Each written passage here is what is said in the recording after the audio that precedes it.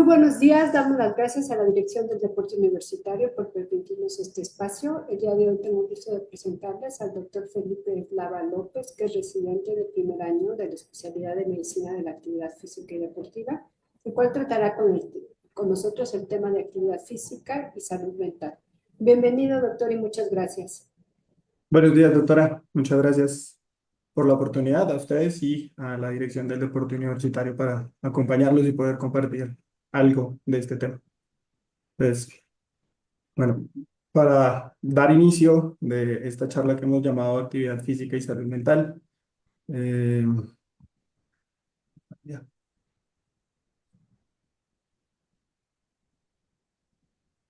no cambia la presentación.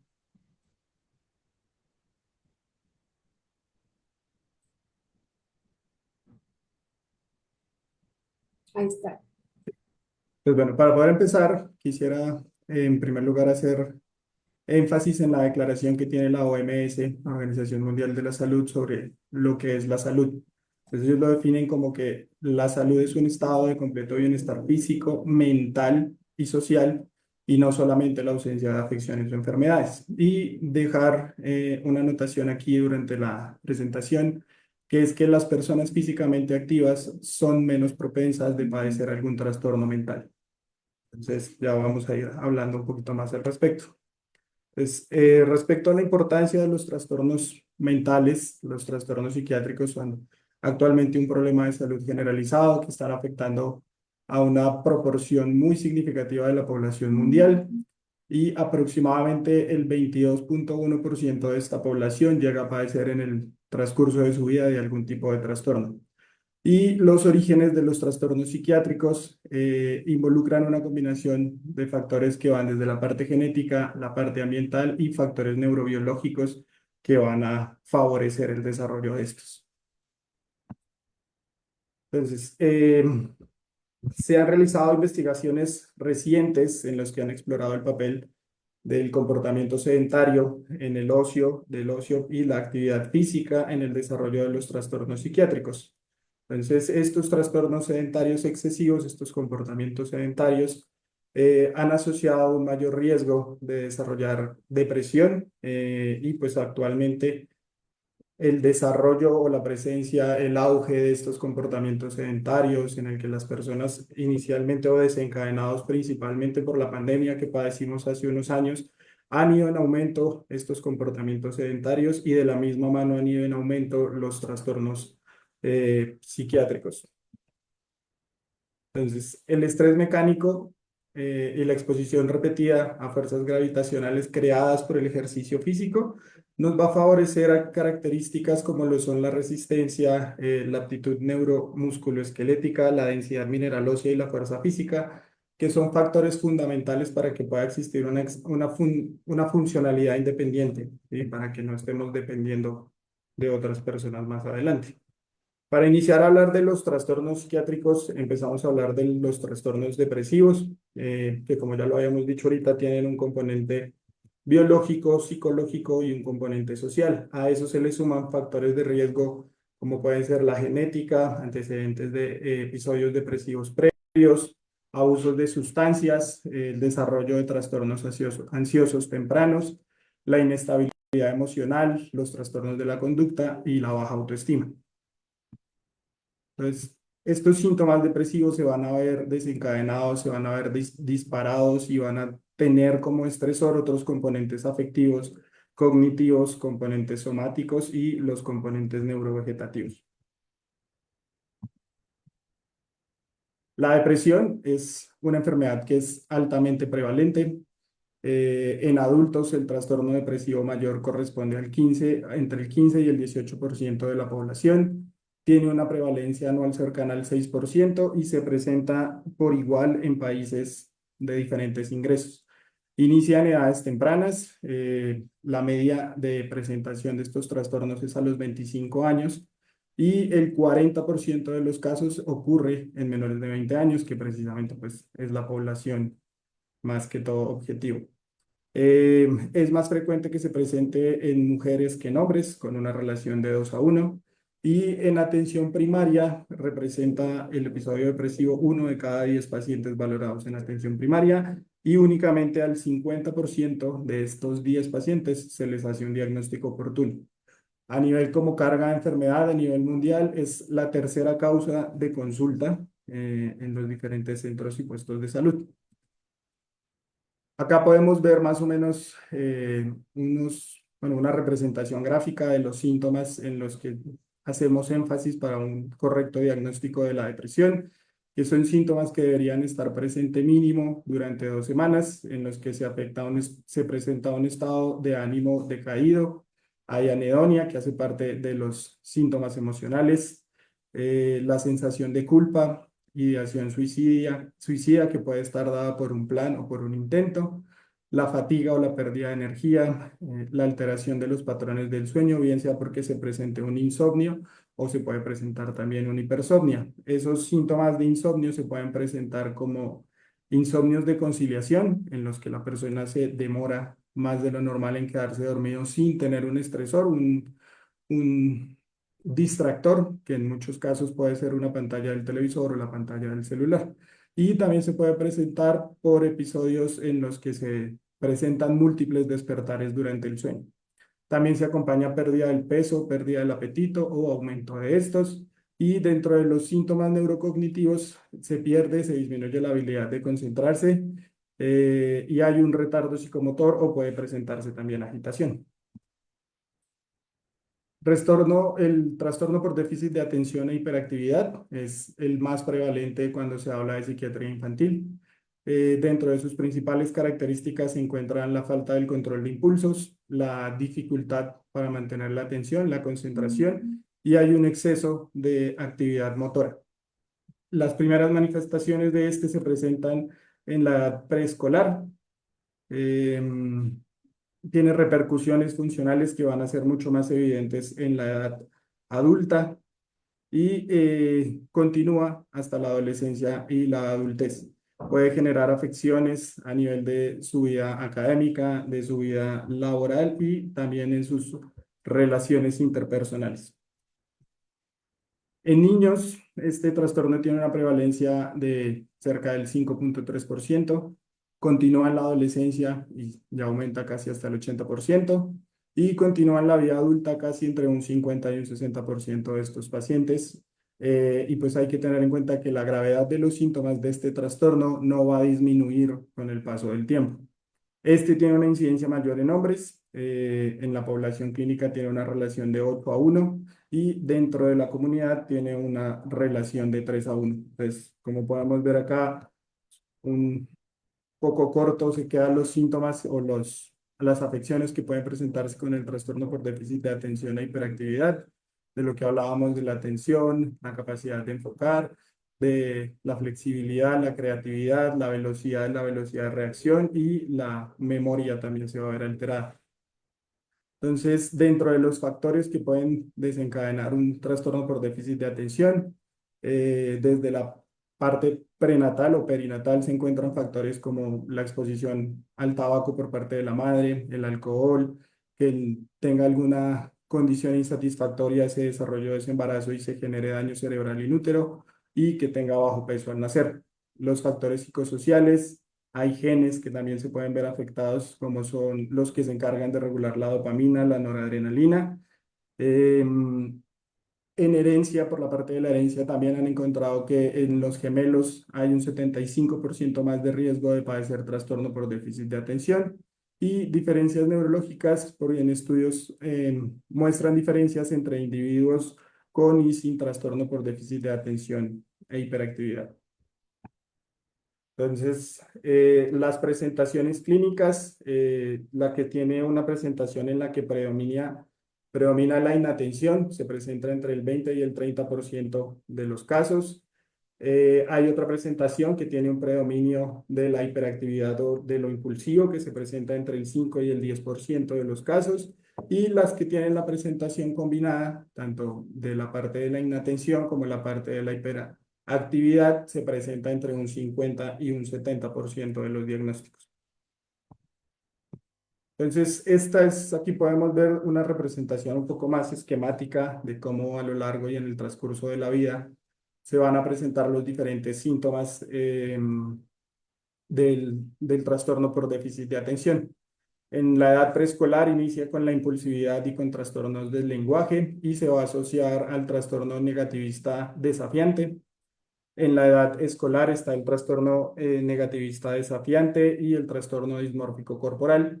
Se asocia con trastornos de ansiedad, va a haber bajo rendimiento académico y pues van a haber trastornos específicos del aprendizaje. En la adolescencia se puede asociar con depresión, trastorno afectivo bipolar, el trastorno dismórfico corporal, que puede llevar también a con problemas legales y conductas de riesgo. En un margen universitario, lo más común es encontrar fracaso académico, depresión, uso y abuso de sustancias y algunos accidentes de tránsito. Y en la parte de la adultez, como ya lo habíamos dicho, que la sintomatología no tiende a disminuir, no mejora con la progresión en el tiempo, lo más frecuentemente encontrado, el fracaso ocupacional, los trastornos de ansiedad generalizada, la depresión y el trastorno de personalidad antisocial. Entonces, con base en lo que podemos ver en esta imagen, lo que queremos es hacer énfasis que ante la presencia de algún síntoma se tomen medidas oportunamente. No se permita como que avance la enfermedad sin darle una atención específica y pues sin darle las herramientas suficientes para que esto pueda mejorar.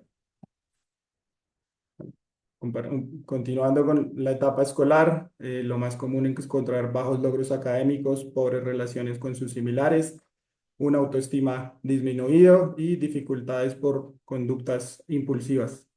En la adolescencia es donde más vamos a encontrar conductas de riesgo, como pueden ser el uso de sustancias, bueno, se asocia mucho con la exposición frecuente a deportes extremos por esa sensación que nos da la adrenalina, conductas sexuales de riesgo, conducción irresponsable.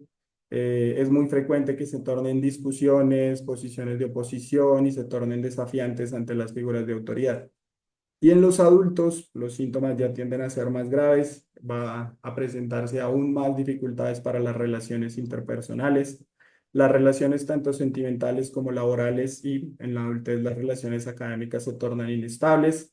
Eh, Pueden presentarse si son padres, puede generar fallas en la crianza, como ya habíamos dicho, los problemas laborales, va a tener bajos logros académicos y económicos y cuando no son tratados, pues ya aumenta significativamente el riesgo por el trastorno de uso de sustancias.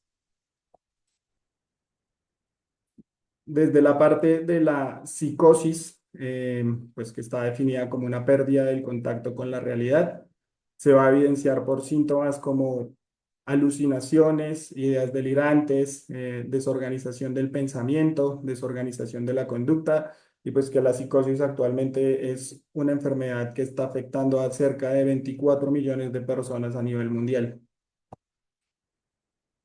Los trastornos de la conducta alimentaria, actualmente pues que se cursa o se encuentran muchos factores culturales que la pueden desencadenar, como el pensar que la importancia de la delgadez, que la delgadez es un sinónimo de belleza y un sinónimo de éxito.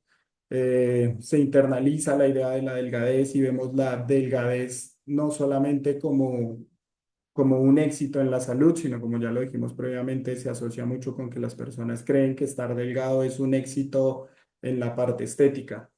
Se presenta también por presión social y pues que ahorita es muy común encontrar dietas restrictivas. También experiencias traumáticas pueden desencadenarlo, estas van a actuar como desencadenantes. Los factores tienen factores de pobre pronóstico y pobre respuesta y en relación con algún estresor asociado con el cuerpo se puede presentar por abuso sexual infantil, maltrato físico previo, matoneo, críticas sobre la apariencia o también por la adulación excesiva. Entonces, desde las partes, la conducta psiquiátrica es muy frecuente encontrar este tipo de trastornos. Se asocia mucho con el trastorno depresivo mayor, eh, entre el 40 al 60%, y pues va a tener mayor prevalencia en los subtipos purgativos, que estos subtipos purgativos son precisamente las personas que se inducen el vómito o pues que no que llevan dietas restrictivas extremas. También tiene su asociación con el trastorno afectivo bipolar, es más frecuente en el trastorno afectivo tipo 2 y también más frecuente encontrarlo en los subtipos de bulimia.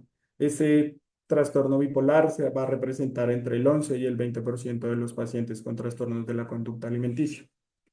Se asocia con el trastorno de ansiedad, tiene una prevalencia entre el 65% y es más frecuente encontrarlo en los trastornos obsesivo-compulsivos y en los trastornos por abuso de sustancias.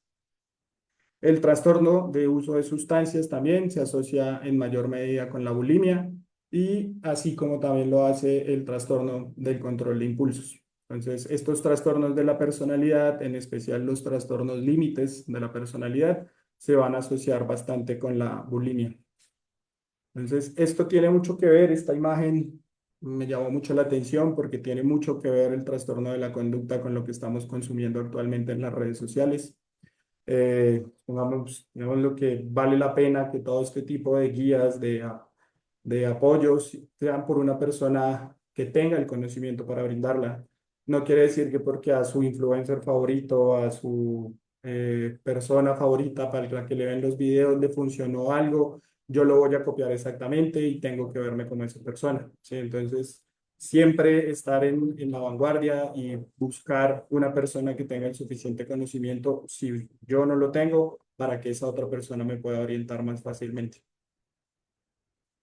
Acá podemos ver, esto es una relación de un estudio que realizaron acá en la Ciudad de México, de cómo se vieron afectados los trastornos psiquiátricos en las familias que tuvieron disminución de sus ingresos económicos como consecuencia de la contingencia del COVID a partir del año 2020.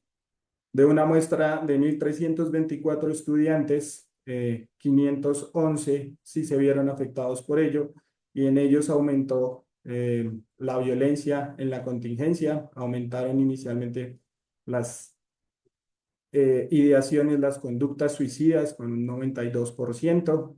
Hubo también un aumento en el consumo de excesivo de alcohol y pues en el consumo de drogas recreativas. Y pues lo otro que también llamaba la atención en este estudio es que el 42% de estas personas que se vieron afectadas se tornaron en el agresor. Aquí este es otro estudio que realizaron en población estudiantil en la Ciudad de México y en Colombia, en el que encontraron que los tres más frecuentes trastornos psiquiátricos son la ansiedad, el estrés y la depresión. Y pues que también a raíz de la pandemia del COVID-19, estos valores, tanto pues en los tres, en la depresión, en la ansiedad y en el estrés, aumentaron progresivamente y se encontró también un aumento entre los valores que ubicaron como rangos medianos y rangos moderados. Y en la ansiedad sí se encontró que había un ligero aumento en la ansiedad severa como consecuencia de la pandemia. Ya para hablar un poco más de, bueno, el efecto que nos tiene, que nos produce la actividad física dentro de la salud mental. Recordar que la actividad física nos va a ayudar a mejorar la función del eje hipotálamo hipoficiario. Esto va a reducir los niveles de cortisol, que es la denominada hormona del estrés, y esto va a restaurar, por ende, el balance en la leptina y en la grelina. El ejercicio regular va a aumentar la liberación de péptidos endógenos opioides, va a liberar beta-endorfinas desde la glándula pituitaria y esto va a producir la disminución de los síntomas de ansiedad y la disminución de los síntomas depresivos. Esta actividad física va a tener efectos inmunomoduladores como lo son, bueno, lo que ya dijimos respecto al cortisol, va a optimizar la acción de las catecolaminas, disminuye la inflamación sistémica, por eso el ejercicio es primordial para el control de enfermedades crónicas no transmisibles y va también a incrementar niveles plasmáticos del factor natriurético derivado del cerebro, el cual han encontrado que disminuye la oxidación beta-amiloidea que se asocia a la progresión de la enfermedad del Alzheimer. Entonces, nos va a producir también, nos va a proteger contra desarrollo de depresión en niños, en adultos y en adultos mayores. Protege contra la aparición de la ansiedad. Los niveles más altos de actividad física protegen contra la agorafobia y el trastorno de estrés postraumática. Y las personas con actividad física tienen entre cerca de un 30% de menos riesgo de padecer trastornos de ansiedad.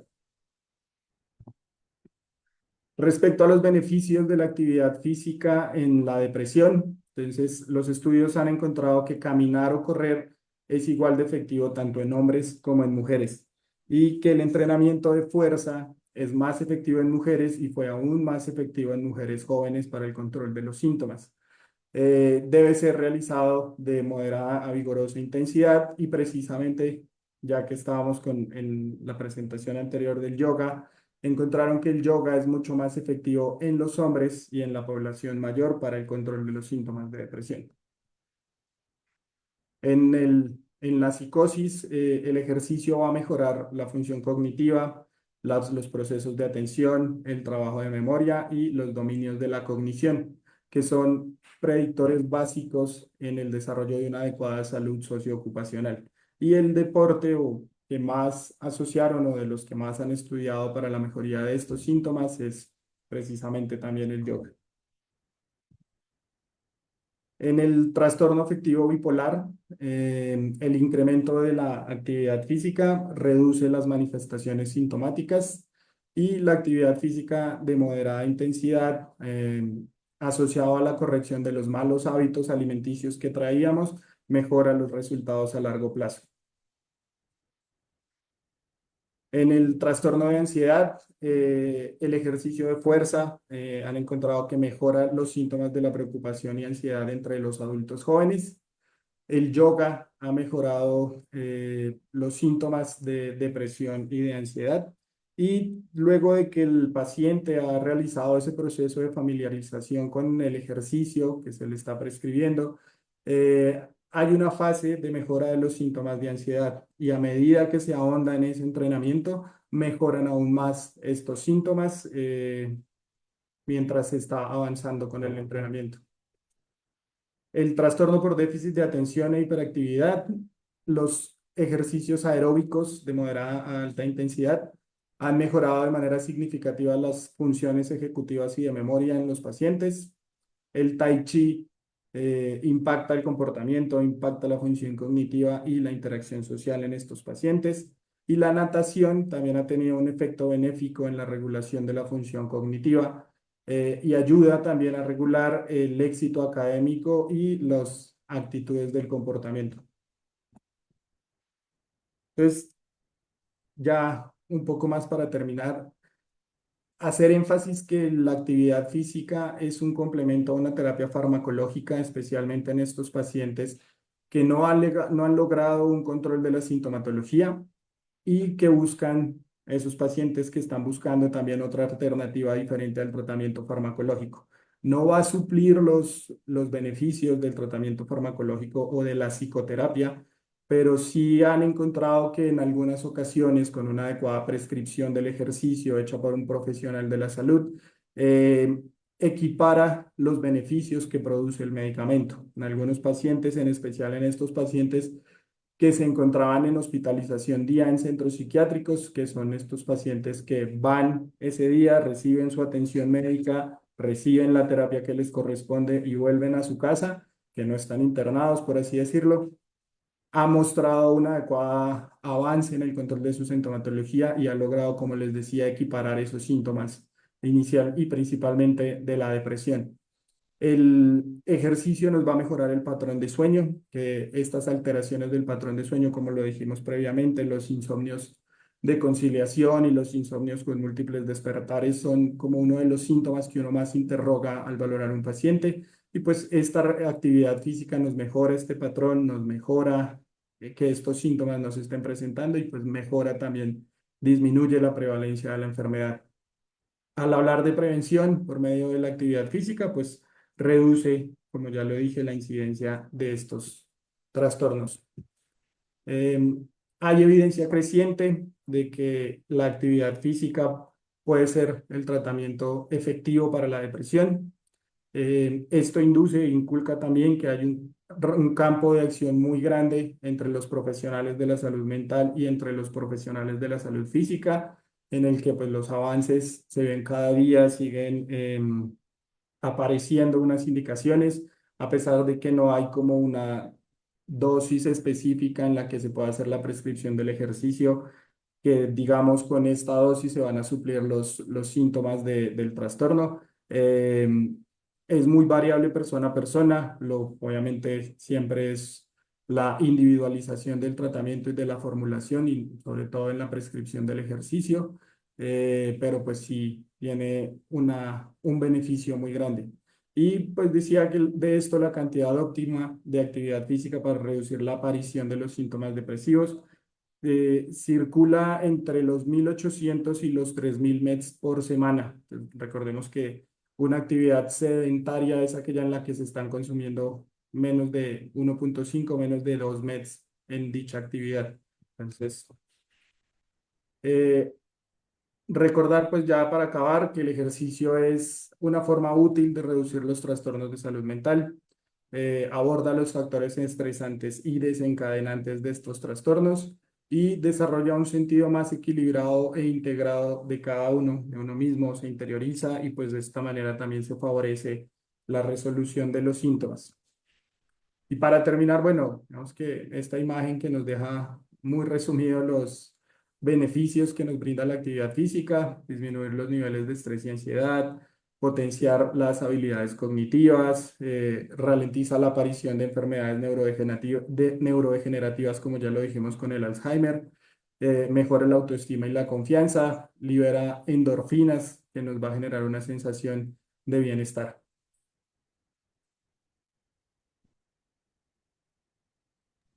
Muchas gracias, doctor. Muy bien. Sí tiene muchos beneficios, está comprobado. Pero si en algún momento tuviéramos que elegir algún tipo de actividad física para este tipo de trastornos, ¿cuál sería la mejor? Pues bueno, como ya lo hablamos, hay ejercicios en los que han encontrado mayor beneficio que otros, pero pues idealmente no solamente desde la parte de salud mental, sino de la parte de las enfermedades crónicas no transmisibles, la combinación tanto del ejercicio aeróbico como del ejercicio anaeróbico va a dar mejores resultados, no solo en la parte aguda, sino también a largo plazo. Y como mencionó, no se interfiere con la terapéutica farmacológica, el hacer actividad física. No, en estas situaciones no tiene ninguna contraindicación, no tiene ninguna eh, interacción con los tratamientos farmacológicos que pueda estar recibiendo el paciente. Ok, doctor, muchas gracias. ¿Algún comentario para terminar, por favor?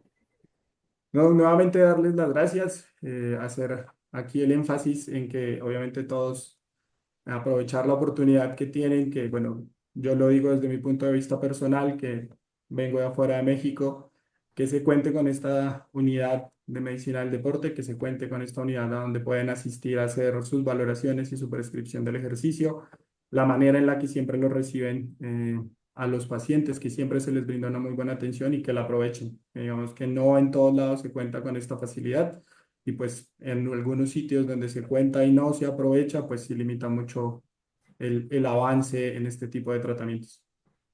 Muy bien, muchísimas gracias. Damos las gracias a la Dirección del Deporte Universitario por permitirnos este espacio y los esperamos la próxima semana. Gracias. Gracias, Doc.